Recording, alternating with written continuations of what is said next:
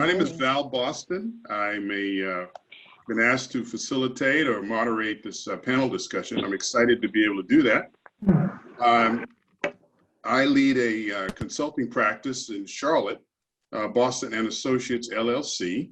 We are a talent management consulting firm with a focus on diversity, inclusion, and equity. I'm also an executive coach. We work with all sizes of organizations, both public and private sector. So I'd like to welcome everyone to the LEAD 2020 Business Panel. We are all committed to corporate diversity and inclusion throughout our organizations. And in the roles of each one of our panelists, they're looking for ways to increase diversity, inclusion, and equity. Diversity improves business. Today, they will share their thoughts on how colleges and universities can step up and build more effective business relationships and answer your questions about what is working and what isn't. Solid partnerships can impact not only placement of underrepresented groups, but also internships, mutual beneficial partnership, funding, and overall public relations as the partners support each other's visions, as we have learned with this very, very effective partnership between Red Ventures and JCSU. Before we get started, I just want to address for a moment this current situation we're in with COVID-19. We all saw that quote on the beginning slide that said, "Change is good, you go first." I'm not sure where it came from, but we tend as human beings to be change averse. This pandemic has thrown us all into a situation where we must be able to willing to roll up our sleeves and innovate and be more agile in doing business to survive and to thrive. There's going to be ripples for the foreseeable future that impact all of us at all levels. And as I introduce our speakers, I'd like everyone listening to think about how we cope with this change as leaders of educational institutions, as students, as business owners, as entrepreneurs, as employees, and as parents. We'll come back to that in a minute. Now, let me have the pleasure to introduce my esteemed panel. And I'd like each of them to take just a minute or so and give us a little bit of background on each of you. But let's start with Maria. Maria Pia Tamburri is a Senior Communication Engagement Policy Director at Dominion Energy. Maria? Hi, how are you? I am so happy to be here today. So I wanted to take this opportunity to talk a little bit about my company. I work for Dominion Energy. We're an energy company based out of Richmond, Virginia. And diversity and inclusion is very important to us. We know that it not only helps our business, but it helps really bring new ideas, new initiatives, innovation, and that's something that has been proven by many studies. I'm very fortunate to work in a company that really embraces diversity and inclusion, and I'm really excited to be here. Thank you so much, Val. Thank you. How about you, Don? Okay, good morning. Good morning. I'm with a company called Impact Professional Group, and we are based in 2 locations. We were founded in Dallas, Texas, and we most recently expanded to Charlotte, North Carolina. Our primary focus lies in 2 different areas, which is commercial real estate development. We were very successful at that. And that actually led us into diversity and inclusion with major healthcare systems. We took a major healthcare system in Dallas, Texas, from being not recognized for diversity and inclusion to being recognized all the way up to, in 2018, we did over 47.41% average. So we took them from 0 to 2nd in the nation in healthcare and diversity and inclusion. So now we're in Charlotte working with one of the larger healthcare systems here who has a multi-billion-dollar project, and we are leading the efforts to bring in minority companies with literally hundreds of millions of dollars in opportunities. So we're excited, and we're here and we're growing. Great. That's the short. All right. Thank you, Don. How about you, Sure. EJ? Hi, everyone. I actually, my formal name is Ethel Dickerson, but I do go by EJ. And I actually lead PwC's diversity talent acquisition strategy. And PwC is one of the largest professional services firms in the world. In the US, we do have offices in every major city. Our focus is in 3 areas: assurance, tax, and advisory services. So in driving the execution of our diversity recruiting objectives across the firm, I do spend a lot of time working with HBCUs and partnering with various organizations to enhance our outreach and our approach with those various schools. So I'm extremely excited to be a part of this panel, to hear thoughts and ideas from this esteemed group, and so open and willing to share what we're doing from a firm perspective. Thanks for having me. Great, thank you, EJ. How about Susan Jacobs? You're next. Good morning. My name is Susan Jacobs, and I'm the Vice President of Human Resources and Administration at Newport News Shipbuilding. Newport News Shipbuilding is part of Huntington Ingalls Industries. And at Newport News, we are the nation's sole builder of aircraft, nuclear-powered aircraft carriers. We also partner with a company called Electric Boat to build nuclear submarines. At our other shipbuilding division, Ingalls Shipbuilding in Pascagoula, Mississippi, we also build the nation's warships there. And we also build NSCs for the Coast Guard. And we have a third division that is involved with the energy side of the government, the Department of Energy. We are a large company. We've been around for a very long period of time. Newport News is 133 years old, but only for the first time in the last 2 years did we get a female as a president. So for the very first time, we have a woman who's leading the company. That's pretty exciting. The winds of change are about. We are very committed, and really always have been very committed to diversity and inclusion. And I too feel very fortunate to work for a company that feels like this. We have a very noble mission. Our employee population is diverse, so it is a reality. And I view, one of the most important things that I think that HR has to do is to give the least empowered person a voice, and that's part of inclusion, and that is really the beginning of the conversation. I feel very fortunate to work for the company that I do, and I'm very appreciative to be here today. Thank you. Great, thank you very much. Jennifer. Good morning. I'm Jennifer Farmer. I serve as a Director of Diversity and Inclusion for Northrop Grumman Corporation.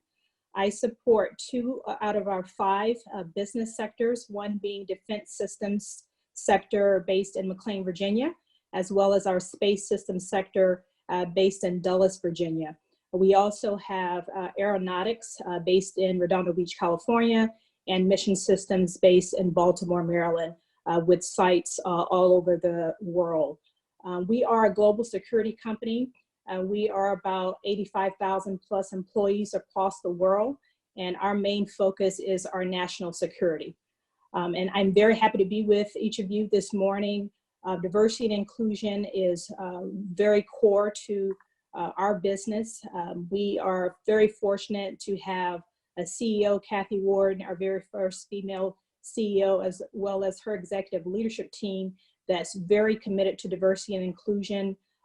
Prior to Kathy Ward, our former CEO, Wes Bush, had a really great passion around diversity and inclusion. And so we've been on this journey for many, many years. It's at the core of what we do. And so we are really focused on creating a more inclusive environment where every single employee can bring their full selves to work every single day. And we know that when they do that, they're going to be very engaged. And when they're engaged, that ultimately leads to innovation and top performance. So we partner very closely with different organizations across our company to make sure that we are recruiting the best and the brightest, that we're retaining them, that we're creating that inclusive culture, and really creating an environment where people feel like they can grow and really thrive in our company. So really happy to be with you today to discuss this important topic about universities. Great, thank you, Jennifer, and thank you all panelists for the overviews of your respective responsibilities. So that's exciting. I see one of the benefits we have of this technology is the ability to answer questions. Please pose those questions in the Q&A box, and we will get to them as many of them as we can as we go forward. Excuse me. Let's get started. I asked everyone before to think about how we cope with our new environment due to this pandemic. What tip might you suggest for school leaders listening today? Anyone can go first. Don, let's start with you. How would you advise an HBCU to reach out to your business to develop a relationship? Well, in this COVID-19 environment, things have dramatically changed. Right now, just like we're doing this webinar now, communication, the entire communication process has changed. So I believe right now we have an opportunity to just be as direct as possible. You reach out, the university needs to be extremely active. Reach out to the company, reach out to us directly. It could be webinars. I think this is an excellent venue to get to know each other because we can't get in front of each other. But at the same time, we need to take advantage of seriously emails, phone calls, text, every avenue possible. We've got to be not only proactive, we've got to be proactive, we've got to be reactive to this COVID environment. We have to be direct, and work with a clear and precise direction on what we expect to achieve. So if it's bottom line, I need to get 10 students in your company to work with you, say it, do it, and get to a bottom line quickly. So I'm a little aggressive about everything I do. And I believe that right now we have no time to sit back, because at the end of this COVID-19 crisis, the clock will still be ticking and demands will have to be met. So we can think we're on a break, we're not. Results have to be made. So be direct, reach out. There we go. And be real intentional about it, right, Don? Very much so. Yeah. And we don't have time not to be. That's right. Do it. Thank you.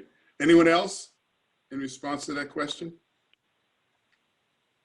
This is Susan. I actually do think this is a great time because we have changed the business, and as a result of the COVID-19 crisis, we are going to be unable to host the students that we normally would for the summer for our intern program. It's bitterly disappointing. We have several hundred students that come in and stay with us for about 10 weeks during the summer. And because of the COVID-19 crisis, we've made the very difficult decision to cancel this year's program. However, we are looking for alternative ways to connect with those students and with students this summer. So we are open to any ideas. And now's a great time to contact us if you represent one of the schools. If you have some ideas on some things that we can do virtually with your students this summer, we are very interested in partnering. But beyond the summer, we'd like to have more partnerships with students during the academic year. Very good. Anyone else on the panel in response to that question? Yeah, this is Jennifer. So I would agree. I think this is a very disappointing time for us right now because we do a lot of engagement on different campuses across the country. Our company also supports a number of diversity and inclusion conferences. And unfortunately, one of our big conferences, the National Society of Black Engineers, ended up having to shift their conference. And luckily they didn't cancel it. They're looking at shifting it to later in the year. So I think that's going to be very helpful. So it is very disappointing, but anything the universities can do to just keep those lines of communication open. partner with us in terms of things that you might be able to do virtually, even for our interns, things that they can work on even in the comfort of their own homes, I think would be very helpful. So I would say ultimately just keep the lines of communication open so that when we are cleared to go back to normal, if that's the case, I don't know who will ever truly go back to normal, but I think maybe later in the year we can definitely resume activities, but just looking at things that we can do virtually right now. Sure. Whatever that new normal will be, right, Jennifer? Exactly. Yeah. Hi. Anyone else? This is Maria And Val. now, Oh, sorry, Jay. go ahead. I would echo what the rest of the panelists said. I think what's interesting about this time is that we have to be more creative, figure out ways that we can embrace these students and continue growing our relationships with universities, colleges and universities. So I think it's going to be pivotal to continue those lines of communications continue to be open, figure out a way, how can we help these students, because they are going to, they're going to continue being in school. They're doing, e-learning right now. So how do we continue to help them in a manner that is safe? So some type of virtual environment, but continue embracing this because it is important. And it's pivotal that we grow from this and look at this and be nimble and try to figure out how do we make of this situation the best outcome possible. Great, thank you. Anyone else?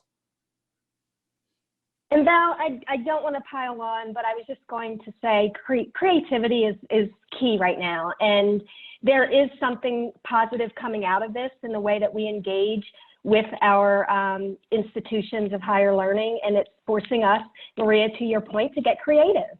And this creativity will allow us to see things differently going forward, where there's not one approach to every school and every way we interact with institutions and students.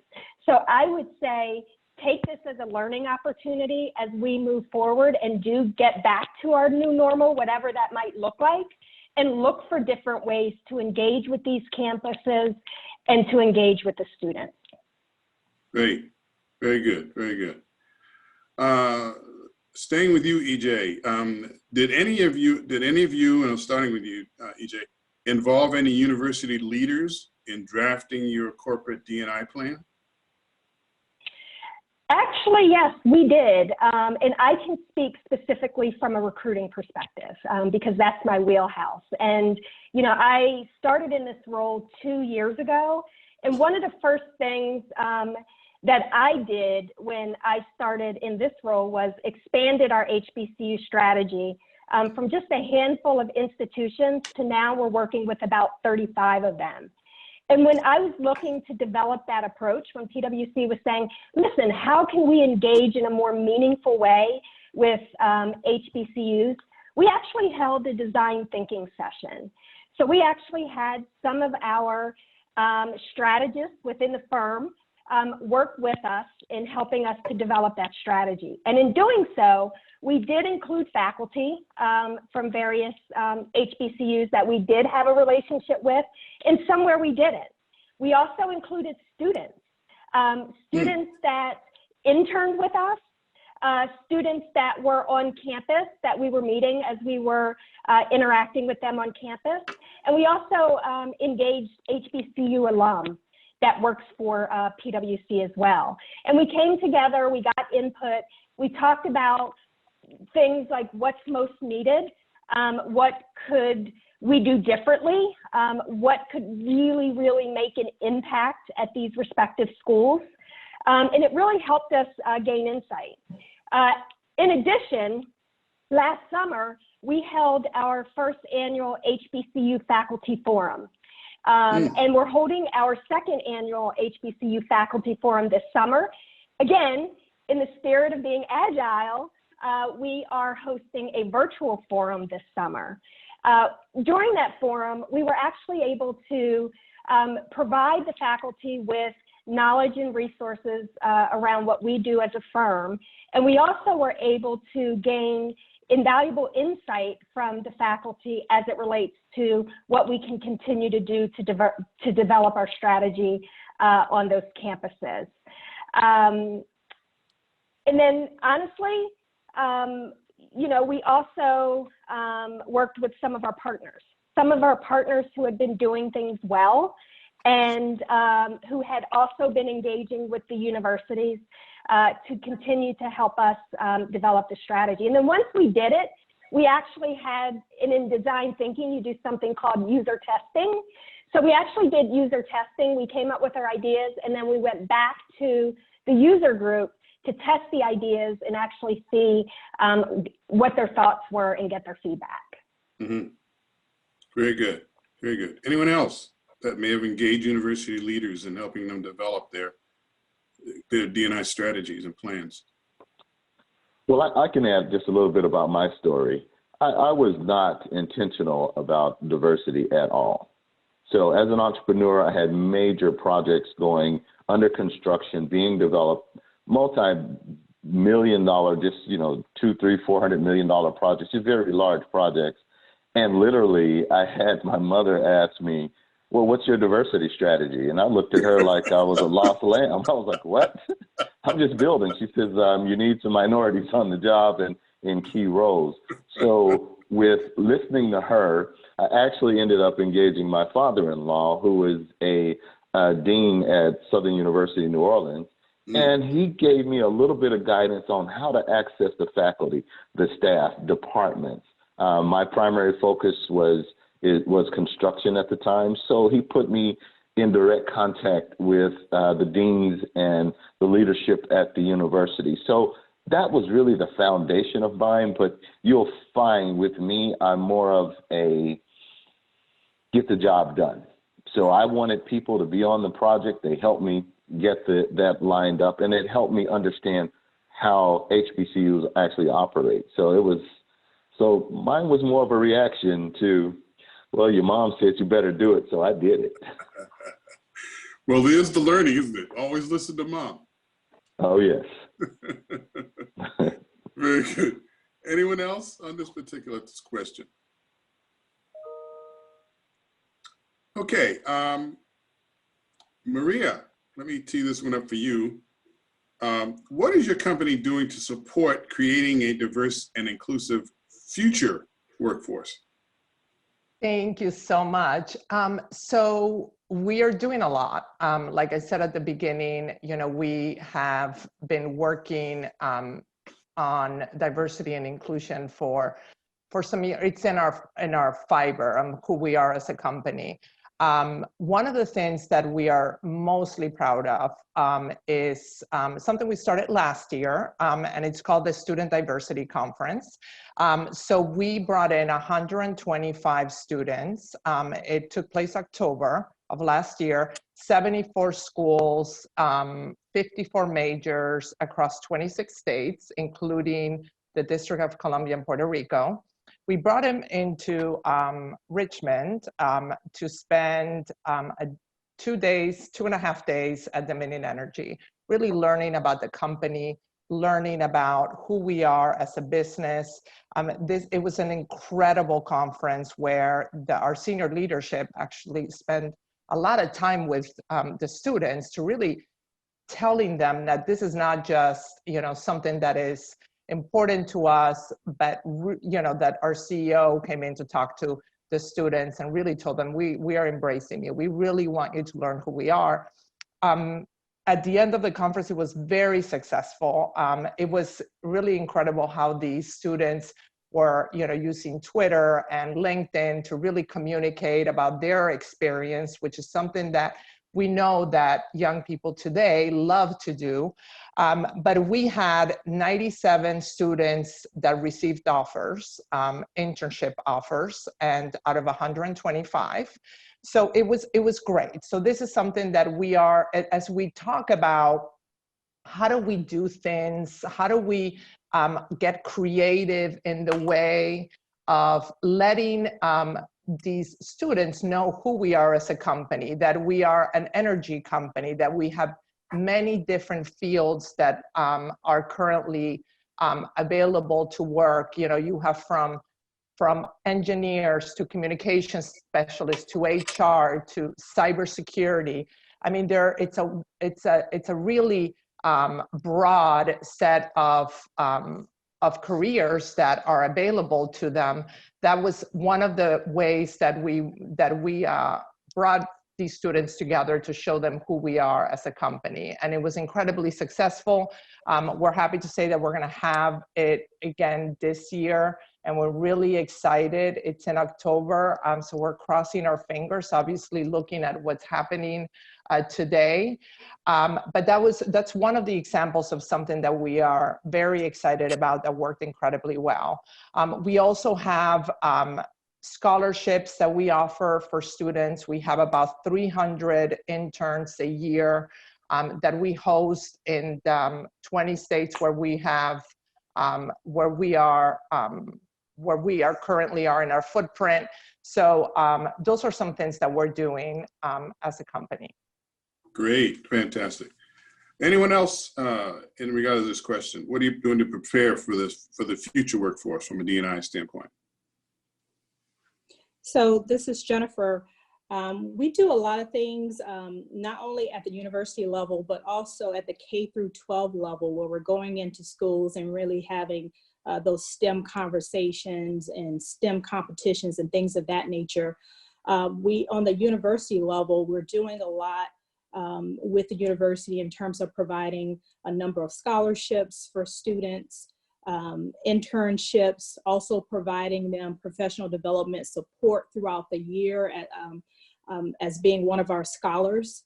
We do a lot around cybersecurity competitions. We've had a number of those in the US, the UK, Australia, and Saudi Arabia every year, where we're preparing people to really go into careers around cybersecurity. So a lot of different initiatives that take place at both the K through 12 level as well as the university level to prepare that pipeline for us. Wow, very good. Starting at the K through 12 level, that's impressive. Mm-hmm. Anyone else? At Newport News, we do the things that Maria and Jennifer talked about, maybe differently, but we do the same sorts of things. We have a whole team whose job it is to reach out to the K through 12 population in the Hampton Roads area. We attend all of the diversity conferences. We make on-the-spot job offers, and we think those are important. Kind of interesting and different thing that we've recently done. A couple of years ago, we decided to build a new building off of our main campus, but still in downtown Newport News. And the building houses some of our engineers and our IT professionals. But the first floor of the building, we were able to partner with both the city of Newport News as well as Old Dominion University to create a STEM lab for local children. And a really, really interesting place to be. It is exciting for the local children in the area. It's called Brooks Crossing. If you're ever in Newport News, we'd love to have you come and tour that facility. It represents something that we want to do more of, more partnerships with cities and with universities to reach the children that are in the local area. We think that that's a great way to introduce them to STEM activities in a place that's fun and exciting, and it's, you don't have a math test hanging over your head. So it's a really neat place, and if you're ever around, let me know and I'll take you over. Great, it's exciting. Okay, let's see, Susan. We've heard from people that many businesses say that D&I is a diversity inclusion team, or establishing a criteria for D&I or policy is really something that is politically correct. How would you respond to that statement? Well, I just love this question because it assumes that your business isn't already diverse. It is not a politically correct thing to have a D&I team to go and work these issues. It is for us a business imperative. We are a manufacturer, and I'm sure that each of the other people on the panel have these same kinds of unique challenges in the businesses that they're in. But you know, there's not a lot of kids who are just clamoring to go into manufacturing these days, and that's for a whole host of reasons. But we just realize we need to be as inclusive as possible. We want to get the best ideas. We want to get the best people, and the only way you can do that is to have a welcoming environment. As I said earlier, we strive to have an environment where the least empowered person always has a voice and always feels confident that they can step up. It is important that you have a team that addresses these things, because as much as the company's leadership embraces these sorts of ideals and principles, that doesn't mean that every person that works, all 25,000 people that work at Newport News, or all more than 40,000 people that work at HII, not everyone shares those same values. It is important to us to have a D&I team that is educating people. Many times, resistance is due to just a lack of information. You know, people just don't understand what D&I is, and so they naturally resist it because it's change, it's different than maybe where they've been in their lives. And so it's really important to us to have a very strong D&I team. We've just recently done something I think is exciting at Newport News. We've long had engagement champions that were embedded in organizations. We've recently combined D&I champions with the engagement champions, because we view engagement and diversity and inclusion as just really two sides of the same coin. And it's really important to us for all of our employees to understand that a diverse workforce creates engaged employees. Engaged employees create a business that is thriving and that does really well, and that's going to be there for a very long period of time. And so that's really how we look at it. It's an imperative, it's a necessity. It is not just checking the box. Great. Anyone else want to respond to that? Yeah, this is Jennifer. I would totally agree with Susan. It is a business imperative for Northrop Grumman as well.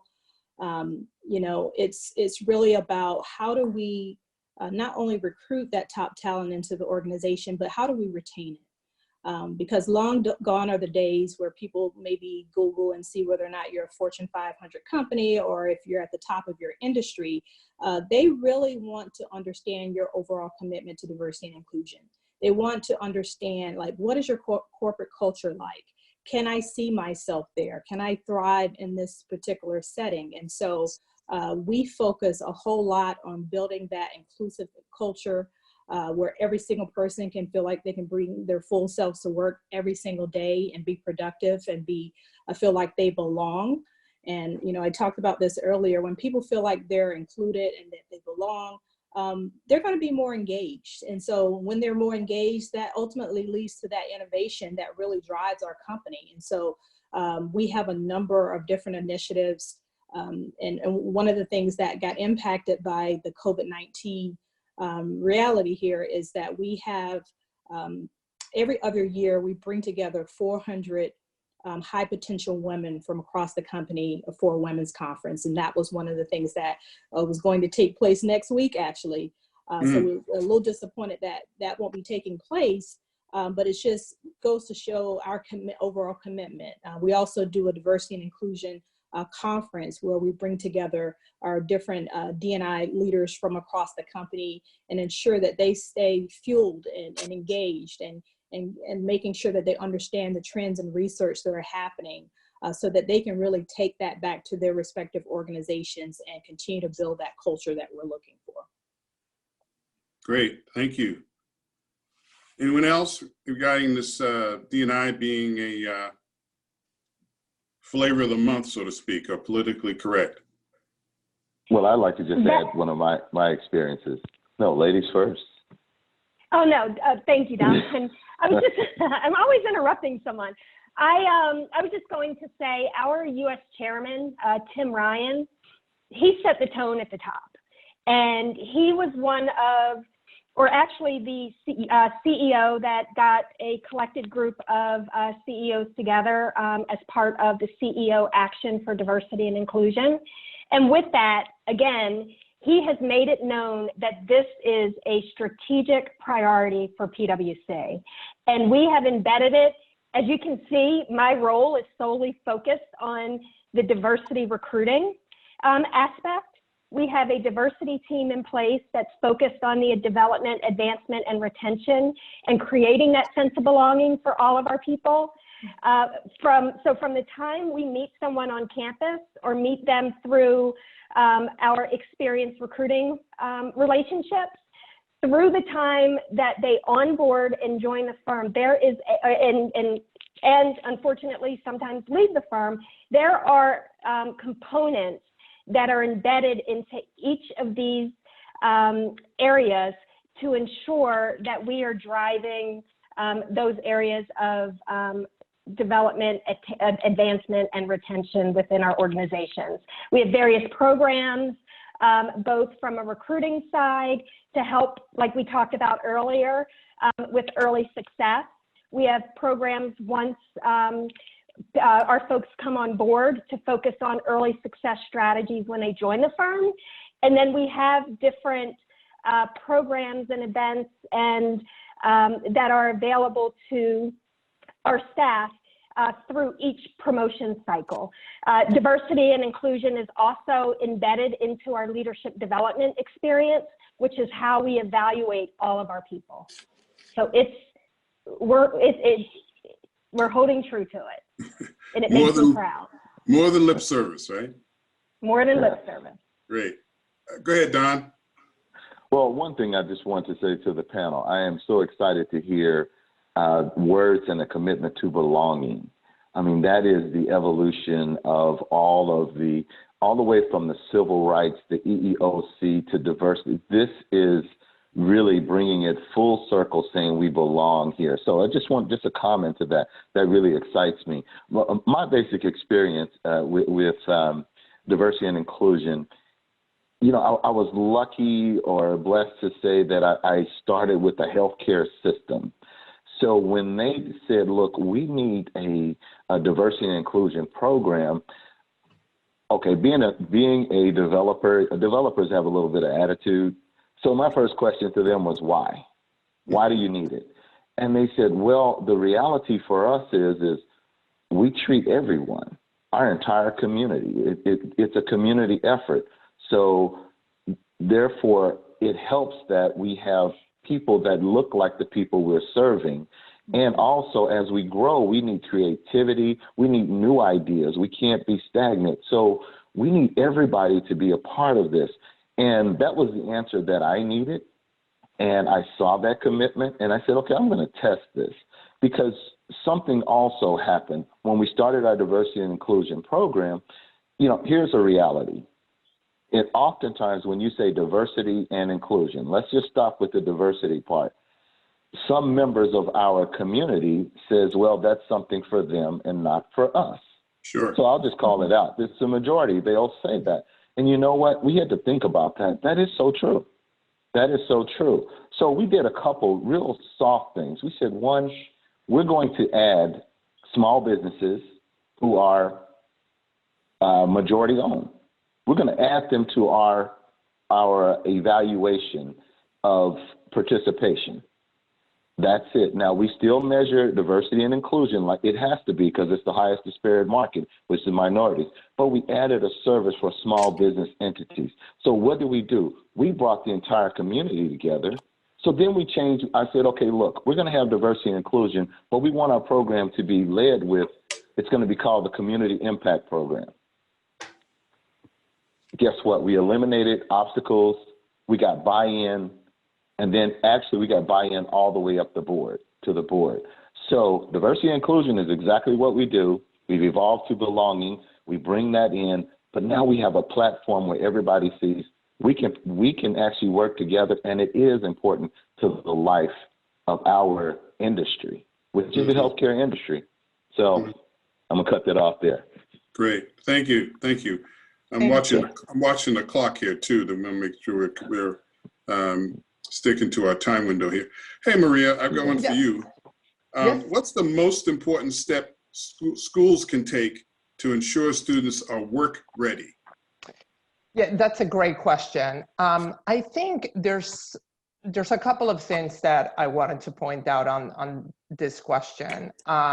One is, I think, we talked about this, particularly with the current environment that we're in. I think students need to, schools need to help students to be more nimble, to be able to adapt to change. I think organizations, as you know, are constantly evolving. We're in an ever-changing world. For example, our organization in the energy sector, we have been looking and growing in the renewable sector, clean energy. So as we evolve, which means, and Susan, I'm sure you've heard about this since you're in Newport News, you know, we started a project of offshore wind. Obviously, we're going to need support in that area. That is a field that is relatively new. So as schools look at their curriculums, how do we support these type of careers? From engineering to building, architecture of these type of projects. Additionally to that, you know, solar energy has been something that has been growing quite a bit, supporting those fields as well.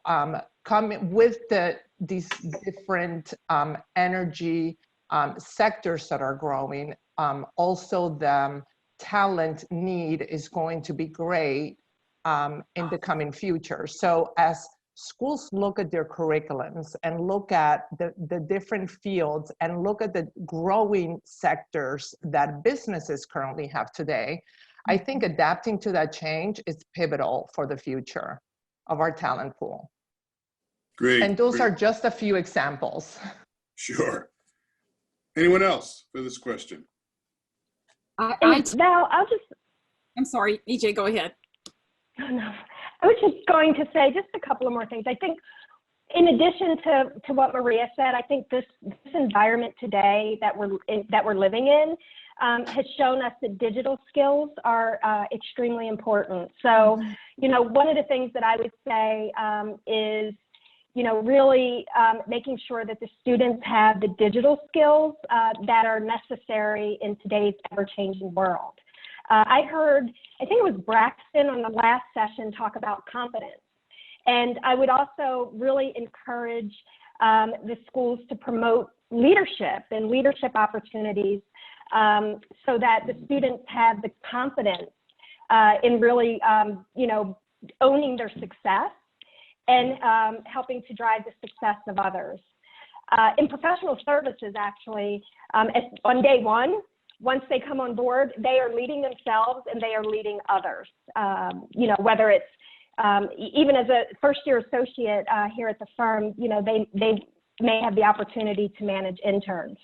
And then one last thing I would say is really stressing the importance of not only mastering their craft on the job and through any relevant certifications, but also the importance of building relationships and expanding their networks. That is critical in driving success in today's world. Sure, absolutely. Someone else had a comment, I think. Yes, I totally agree with what you said about the digital skills. That is really important for us. I think the broader lesson there is that it's really important that businesses and the universities stay in lockstep as to what it is that the businesses really need. That is changing. You know, at the shipyard, we do need those digital skills. We're becoming a digital shipyard, whereas, you know, for 130 years, we've used paper engineering drawings. We're taking all that, we're putting it in a digital environment. We need people who know how to do that. We need IT professionals, we need engineers, we need planners, we need a whole host of people with some new and different skills. So I think that's so important that the universities and the businesses really communicate very well on where their business is going and therefore how that curriculum needs to change. I'll also though say that one of the things, we've hired an awful lot of people in the last 2.5 years. We've hired over 11,000 employees at Newport News. That's a lot of folks. One thing that we've seen is that some of them don't have the kind of basic real world skills that we would like for them to have for just basic coping skills.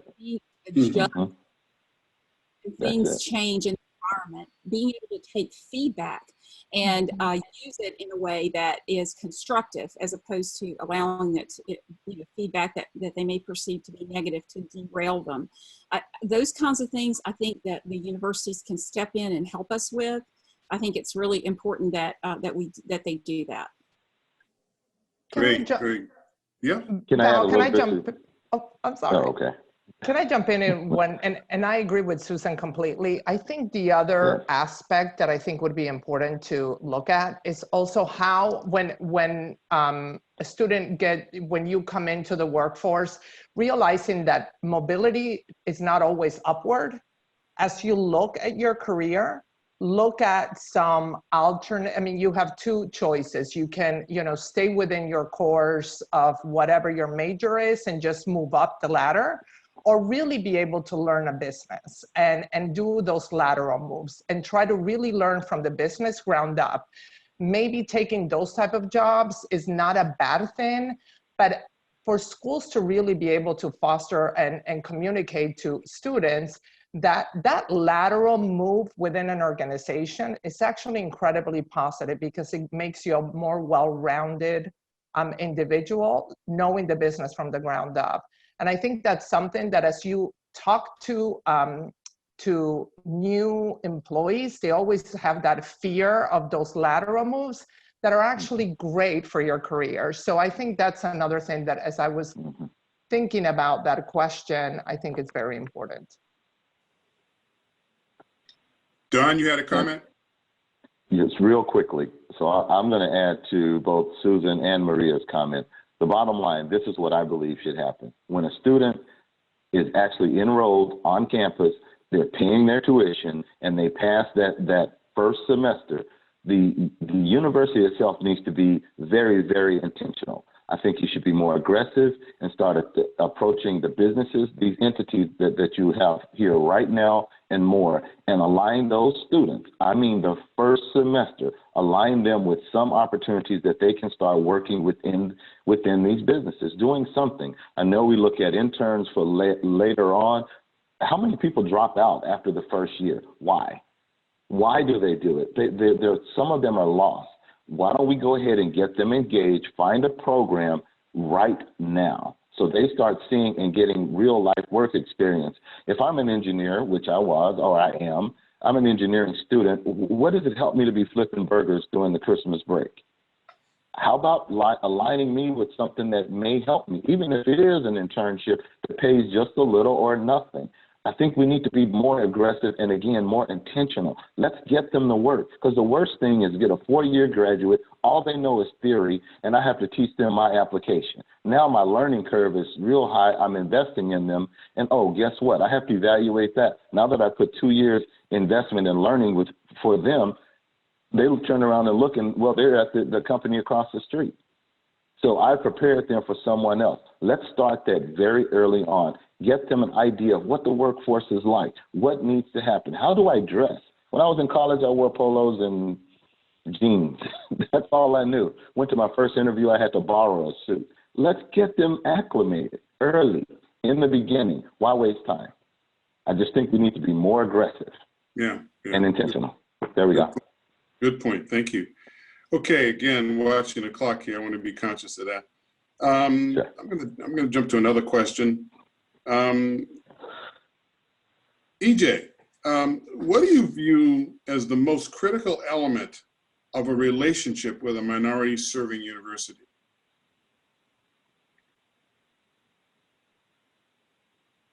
I think you're muted. I wouldn't say, sorry about that there's one critical element. I would actually look at three areas. I would say one, investing in students. The second would be investing in the faculty. And the third would be investing in the universities themselves. So in investing in the students, it's providing internships, full-time positions, scholarships, in addition to professional development opportunities, digital upskilling opportunities as well. Any way that we can help to drive career readiness and professional readiness for those students. As it relates to investing in faculty, I really do think that it's important to also arm the faculty with the skills that we're also arming the students with as well. So, we not only invest in the students from a digital upskilling perspective. I mentioned the HBCU faculty forum we had. We also do a digital academy for HBCU faculty to really help them understand the technology that the students coming out are also going to be working with. And then as it relates to investing in the universities themselves, really helping and engaging, first finding out what it is that their greatest needs are, and then also working with them through curriculum development and figuring out, how they can craft and continue to enhance their curriculum to fit and meet where the businesses are going today. So those would be my 3 areas. Great. Anyone else? This is Jennifer. So I would totally agree with what EJ just said in terms of, the pipeline for the students, working with the faculty. I would say research and the pipeline would be very critical for us. And from a research perspective, universities really need to understand, what our current research efforts are, as well as what's on the horizon for us. And so, really having that direct line of communication with us so they understand, what's happening right now with our business segments. Where do we see ourselves 3 to 5 years from now, and really tailoring that curriculum to be able to prepare those students so that they're ready when they're at the point of graduation. I also think, making sure that students really focus on having good GPAs, because there is a very competitive market out there in terms of students. And so I know for some of the HBCU students, many of them are working as well as going to school at the same time. So really providing that support so that they can really focus on their studies and keep those GPAs up so that they will be competitive with a number of the other students. I talked about some of the conferences that we attend earlier. And so many of when you go to these conferences, there are thousands of students there. And so you're obviously looking for kind of the cream of the crop. So really helping students focus on keeping those GPAs up. And then I think also sponsorship opportunities. There are a number of different projects and think tanks and things of that nature that are taking place across a number of the universities. And so we look for those opportunities as well to be able to partner and provide support and funding so that, there are great things that come out of those different think tanks and projects, and we love being a part of that. So I would say the research aspect, the pipeline for students, and also those sponsorship opportunities. Very good. Let me take a question that was posted here. Let's see. It says, for Jennifer, how does a university that has cybersecurity get involved with your program and or competitions? Open to Jennifer, directed at Jennifer, or anyone. So yeah, very good question. So our corporate citizenship organization does a lot of those activities, like I said, at the K-12 level as well as the university level. So definitely reach out and you can get the information on how you can, students can participate in those competitions. And we do have several of those throughout the year. Very good. Anyone else have a thought on that? Okay, I'm going to take one more question, and I think we'll be right at our end time. To anyone, what could HBCUs do to be more of a resource to the business community?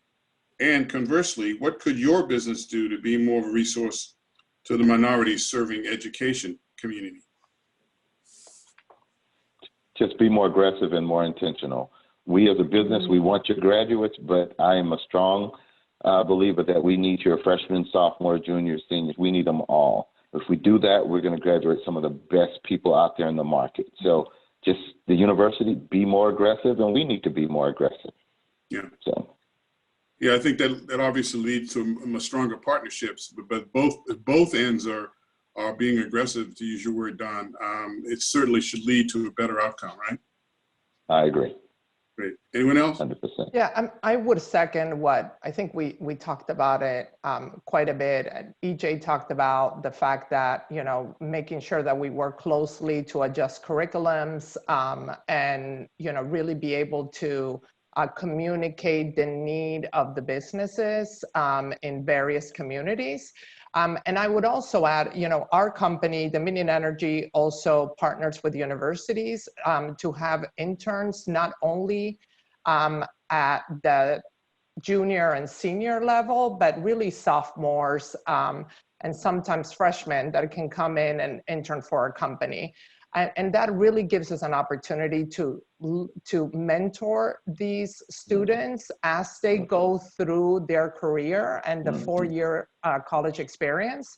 And it has honestly been a great opportunity for us to develop close relationships with these students that a lot of times they end up working for us after they graduate. So I think the communication lines are key between the businesses and the HBCUs to really grow that and further those efforts and to identify our common needs.